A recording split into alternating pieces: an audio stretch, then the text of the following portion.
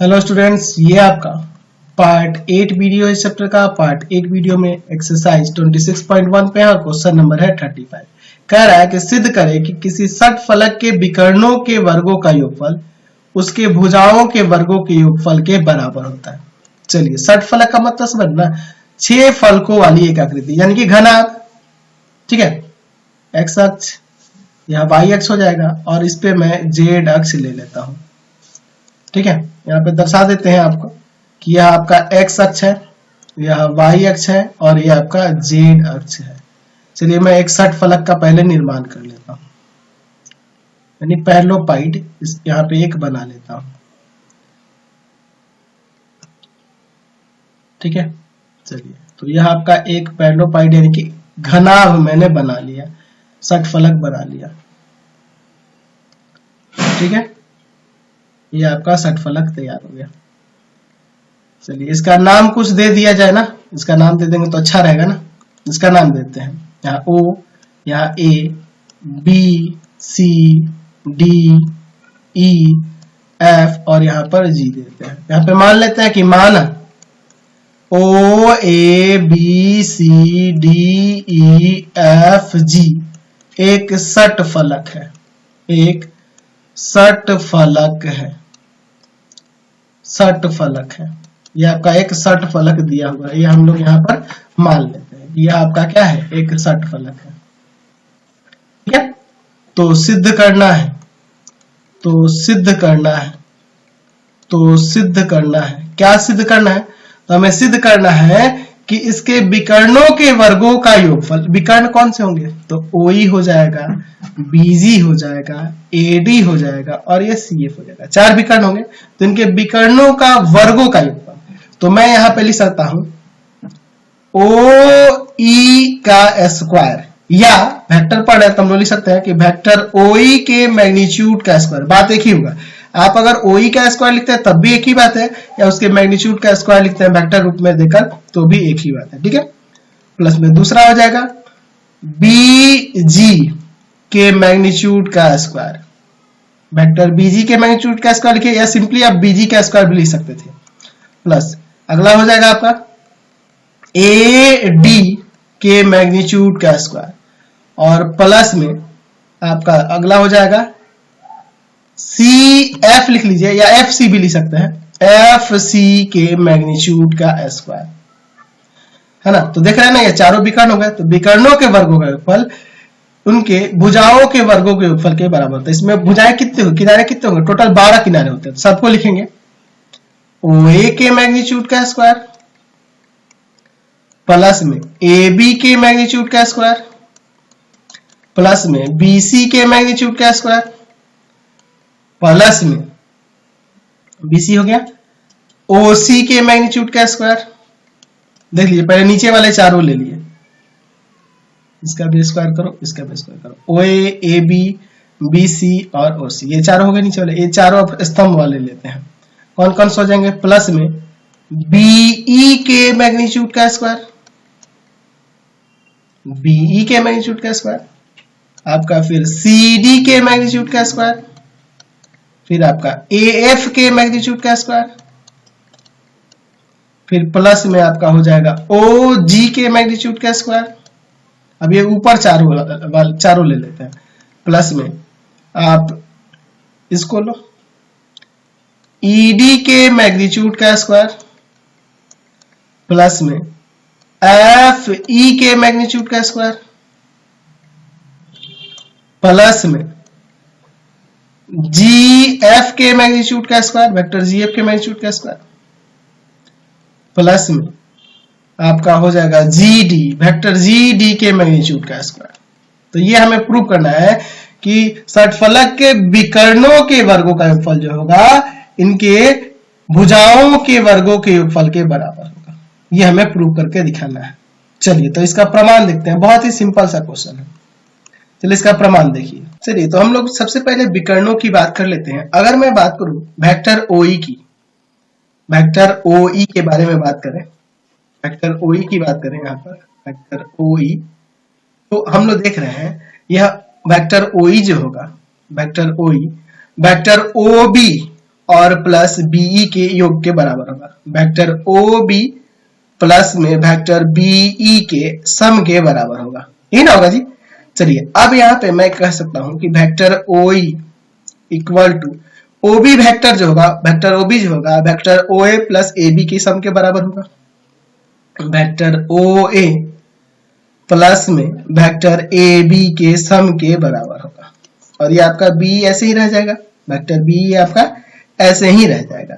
उसी तरह से ये तो पहला विकर्ण होगा, दूसरा विकर्ण लेते हैं बीजी, वेक्टर बीजी की बात करते हैं।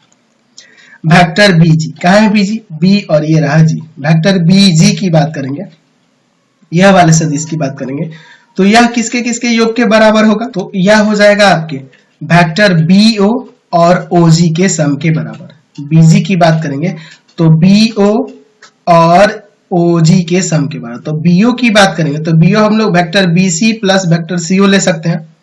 वेक्टर बीसी प्लस में वेक्टर सीओ और प्लस में वेक्टर ओजी हो जाएगा, समझ गए ना। वेक्टर बीओ प्लस ओजी, तो वेक्टर बीओ की बात करेंगे तो बीसी वेक्टर और वेक्टर सीओ के सम के बराबर हो। चलिए तो ये जो हुआ है ये पहला, ये त्रिभुज के योग के नियम से हमने लिखा है। चलिए अगला तीसरा सदिश लेते हैं, वेक्टर ए डी विकर्ण लेते हैं, ये वाला vector A D. Vector A D की बात करेंगे तो वह ए सी और सी डी के सम के बराबर होगा। तो वेक्टर ए सी की बात करें तो ए सी की जगह पर हम लोग लिख सकते हैं वेक्टर ए बी प्लस में वेक्टर बी सी और प्लस में वेक्टर हो जाएगा आपका सी डी, समझ गया ना। एडी जो होगा क्या हो जाएगा, तो एसी और सीडी के सम के बराबर होगा, और वेक्टर एसी की बात करेंगे तो वह ए बी प्लस बीसी के योग के बराबर होगा, और ये वेक्टर सीडी हो गया। चलिए और फिर अब आपका चौथा क्या बेटा, vector F C. Vector F C, vector F C की बात करते हैं, एफ सी की बात करते हैं। तो वेक्टर एफ सी की बात करेंगे तो यह किसके किसके सम के बराबर हो जाएगा। वेक्टर एफ सी की बात करेंगे तो यह किसके बराबर होगा जी, तो यह बराबर हो जाएगा, यह बराबर हो जाएगा आपके वेक्टर एफ ए और प्लस में ए सी के।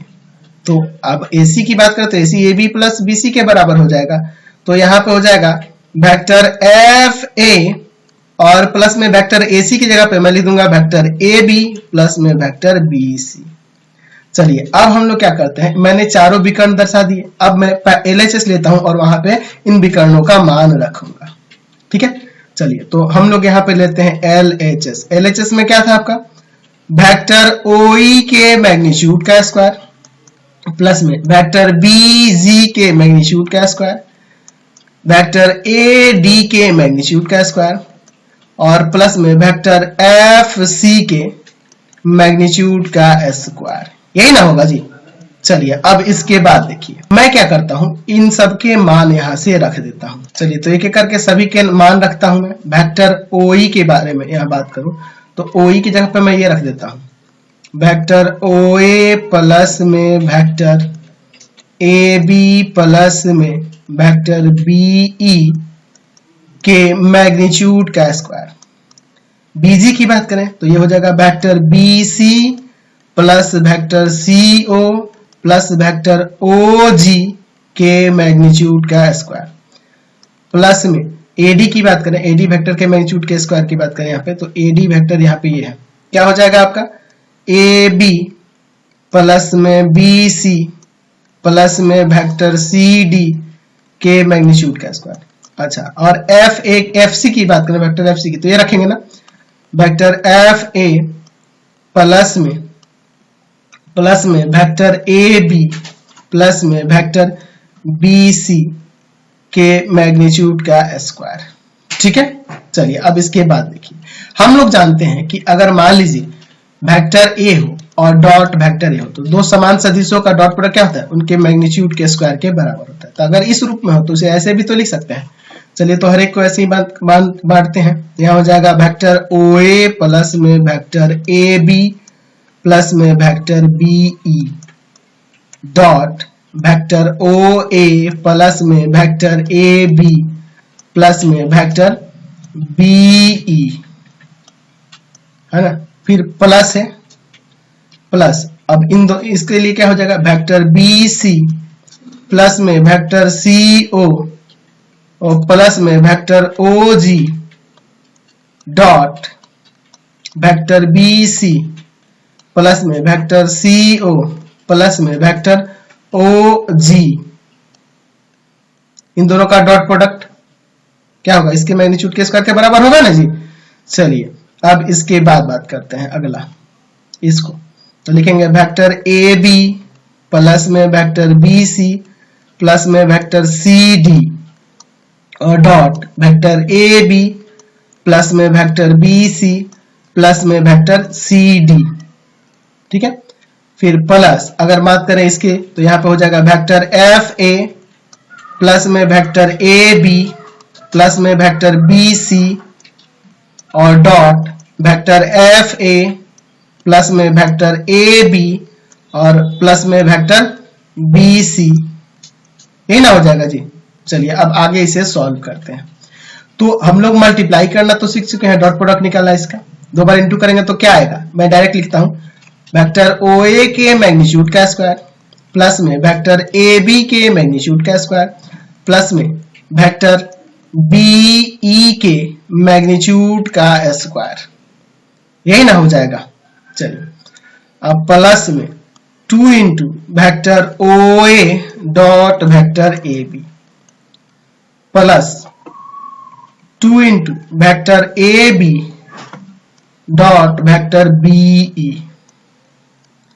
प्लस में 2 into vector BE dot vector OA, ठीक है।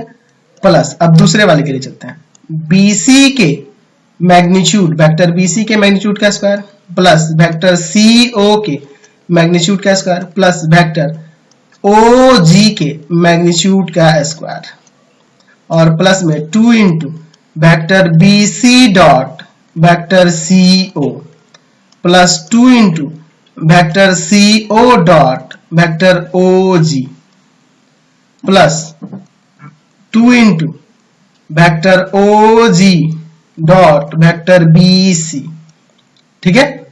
चलिए आपका हो जाएगा। अब अगला इसको लेते हैं, इसका क्या हो जाएगा डॉट प्रोडक्ट, वेक्टर AB के मैग्नीट्यूड का स्क्वायर वेक्टर AB के मैग्नीट्यूड का स्क्वायर प्लस में वेक्टर BC के मैग्नीट्यूड का स्क्वायर प्लस में वेक्टर CD के मैग्नीट्यूड का स्क्वायर और प्लस में 2 इंटू में vector AB dot vector BC plus 2 into vector BC dot vector CD plus 2 into vector CD dot vector CD dot vector AB dot vector AB, ठीक है। फिर देखिए अब इसके लिए चलते हैं, तो प्लस में क्या हो जाएगा वेक्टर FA के मैग्नीट्यूड का स्क्वायर प्लस वेक्टर AB के मैग्नीट्यूड का स्क्वायर प्लस में वेक्टर BC के मैग्नीट्यूड का स्क्वायर और प्लस में 2 इंटू वेक्टर FA इंटू में vector AB plus 2 into vector AB dot vector BC, ठीक है, plus 2 into vector BC dot vector FA BC dot vector FA। चलिए अब देखिए इसके बाद सबका मैंने निकाल दिया। अब यहाँ पे देखो OA वेक्टर के मैग्नीट्यूड का स्क्वायर, जो मैग्नीट्यूड का स्क्वायर है उसको वैसे ही रखते हैं, AB के मैग्नीट्यूड का स्क्वायर BE के मैग्नीट्यूड का स्क्वायर। देखिए अब आगे बात करें OA और OB, OA और AB है, तो ये एक दूसरे पे लंब है तो डॉट प्रोडक्ट 0 हो जाएगा ना, यानी 2 इंटू 0। यहाँ पे भी देखो AB और BE डॉट प्रोडक्ट क्या हो जाएगा 0, ठीक है। BE और OA, ये देखिए ये सब इस तल पे है और ये इस पे लंब है, यहाँ लंब है तो यहाँ भी लंब हो जाएगा ना, बिल्कुल, तो यहाँ भी आ जाएगा 2 इंटू 0 डॉट प्रोडक्ट। यहाँ पे फिर आपका क्या बचेगा आगे, वेक्टर BC के मैग्नीट्यूड का स्क्वायर वेक्टर CO के मैग्नीट्यूड का स्क्वायर प्लस में वेक्टर OG के मैग्नीट्यूड का स्क्वायर। यहाँ भी देखो 2 इंटू 0 2 इंटू 0। आप देख सकते हो डॉट प्रोडक्ट 0 आएंगे इनके। चलिए आगे है आपका वेक्टर ए बी के मैग्नीट्यूड का स्क्वायर, वेक्टर बी सी के मैग्नीट्यूड का स्क्वायर, वेक्टर सी डी के मैग्नीट्यूड का स्क्वायर, सी डी के मैग्नीट्यूड का स्क्वायर, और प्लस 2 इंटू यहाँ पे 0 आ जाएगा, यहाँ पे भी 2 इंटू 0, डॉट प्रोडक्ट 0 होगा ना जी, 2 इंटू 0, फिर प्लस 2 इंटू 0, फिर ये बचा आपका वेक्टर एफ ए के मैग्नीट्यूड का square plus vector A B के मैग्नीट्यूड का square plus vector B C के मैग्नीट्यूड का स्क्वायर प्लस 2 इंटू 0, यहाँ भी एफ ए बी का डॉट प्रोडक्ट 2 इंटू 0 यहाँ भी, और फिर यहाँ भी 2 इंटू 0। समझ गए? चलिए आगे देखते हैं। अब हम लाइन बाई लाइन इसको सजा लेते हैं। ध्यान से देखिए, पहले हमने नीचे चारों वाला लिया था, तो वेक्टर ओ ए, फिर vector A B, vector A B plus vector यहाँ पे बीई है, तो बीई को बाद में लिया जाएगा, पहले हम लोग बीसी की बात कर लेते हैं। कहीं है वेक्टर बीसी? यहाँ पे है, इसको ले लेते हैं। याद रखेंगे किसको किसको लिया है, वेक्टर बीसी के मैग्नीट्यूड का स्क्वायर। अच्छा ओ सी, यहाँ देखो सीओ है, स्क्वायर छूटा है, सीओ है ना, तो इसको आप देखो ओसी के मैग्नीट्यूड का स्क्वायर लो या सीओ के मैग्नीट्यूड का स्क्वायर, दोनों इक्वल होता है, तो मैं सीओ को यहाँ लिख देता हूं ओ सी के मैग्नीट्यूड का स्क्वायर। ठीक है, कोई दिक्कत नहीं है, ये भी हो गया। मैं लाइन नीचे खींच देता हूं ताकि आपको समझ में आ जाए। ये ले लिया, ये ले लिया, और 2 ये ले लिया, 4 हो गए। आगे बढ़िए, अब बात करते हैं इसकी बीई की। तो बीई कहीं है इसमें, ये रहा, प्लस में वेक्टर बीई के मैग्नीट्यूड का स्क्वायर, बीई के मैग्नीट्यूड का स्क्वायर, यह भी हो गया। सीडी है, सीडी, सीडी ये रहा, सीडी के वेक्टर सीडी के मैग्नीट्यूड का स्क्वायर प्लस सीडी भी हो गया, ये आपका सीडी भी हो गया। एएफ है, एएफ, एएफ तो एएफ तो नहीं है, एफ ए है, तो एफ ए लिखो या एएफ लिखो, एक ही बात हो जाएगी, क्योंकि इसका मैग्नीट्यूड समान ही होगा, मैग्नीट्यूड का स्क्वायर। ऋणात्मक सदिश है इसका, ये ऋणात्मक सदिश है, लेकिन मैग्नीट्यूड तो बराबर ही ना होंगे। चलिए प्लस एएफ भी हो गया। एएफ के बाद ओजी, ओजी किधर है, ओजी, ओजी ये रहा, ओजी के मैग्नीट्यूड का स्क्वायर। अब ये ऊपर वाले ये चारों बच गए। अब ध्यान से देखिए, अगर मुझे लेना है वेक्टर ईडी के मैग्नीट्यूड का स्क्वायर दिखाना, तो ईडी बीसी के बराबर होगा ना, ईडी वेक्टर का मैग्नीट्यूड बीसी के बराबर होगा, तो इस बीसी को हम चाहें तो प्लस में आप लिख सकते हैं यहां पर ईडी के मैग्नीट्यूड का स्क्वायर।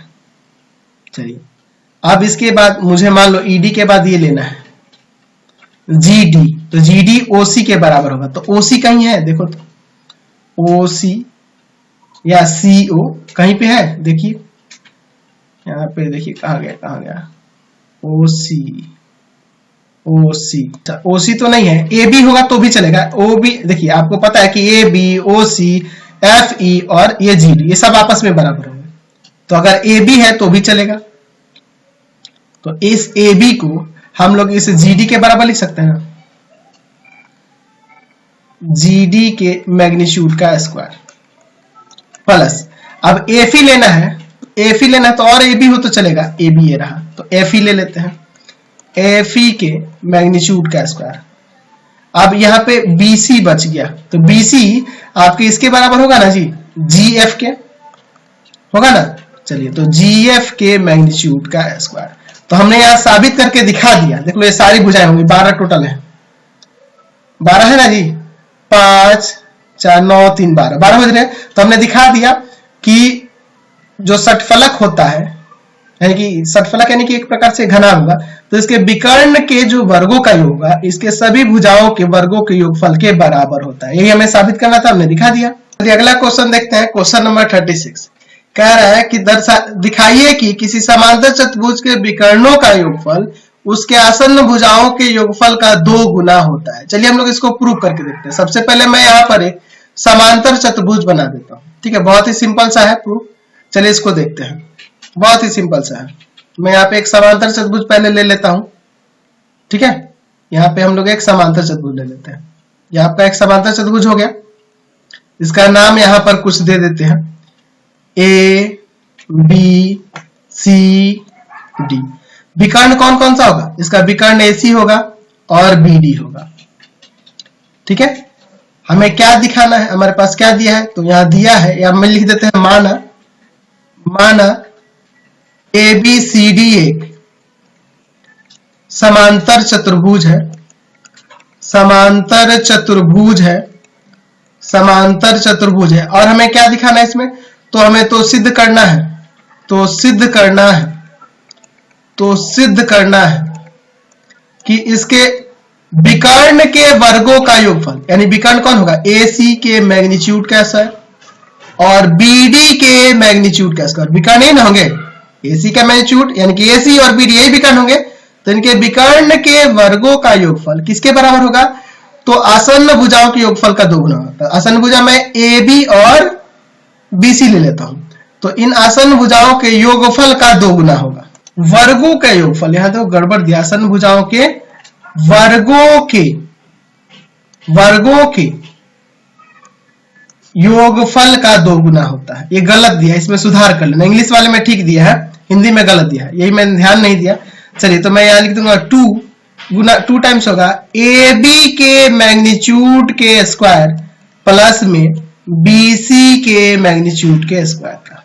देख लीजिए, आसन्न भुजा ये दोनों ही, दोनों के मैग्नीट्यूड के वर्गों के योगफल का दोगुना होता है, इनके विकर्णों का योगफल। ठीक है, तो चलिए इसका हम लोग प्रमाण देखते हैं, बहुत ही सिंपल सा है। अगर मैं AC वेक्टर की बात करूं तो वह आपका AB vector plus BC vector हो जाएगा। ठीक है, अगर मैं BD की बात करूंगा, वेक्टर BD की बात करूंगा, वेक्टर BD की बात करूंगा, इसकी बात करूंगा, तो मैं यहां पे अगर मैं वेक्टर BD की बात करूंगा तो यहां पे मैं लिख सकता हूं कि BD जो होगा ना BC माइनस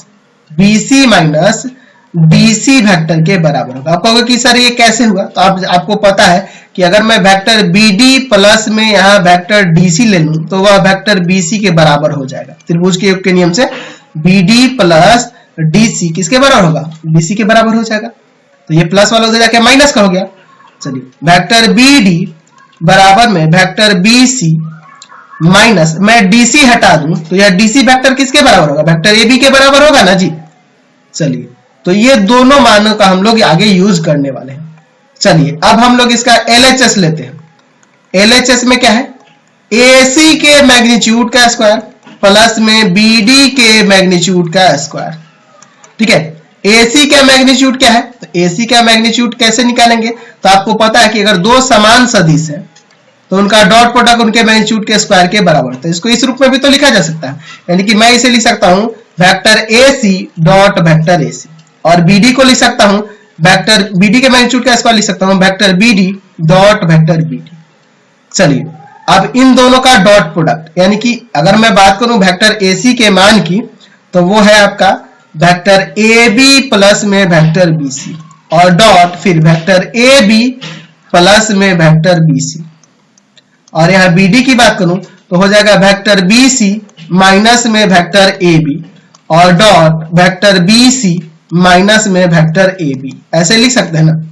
चलिए, तो यहां पे इनटू होगा तो डॉट प्रोडक्ट निकालेंगे तो क्या आएगा, AB के मैग्नीट्यूड का स्क्वायर प्लस BC के मैग्नीट्यूड का square plus 2 into vector AB dot vector BC।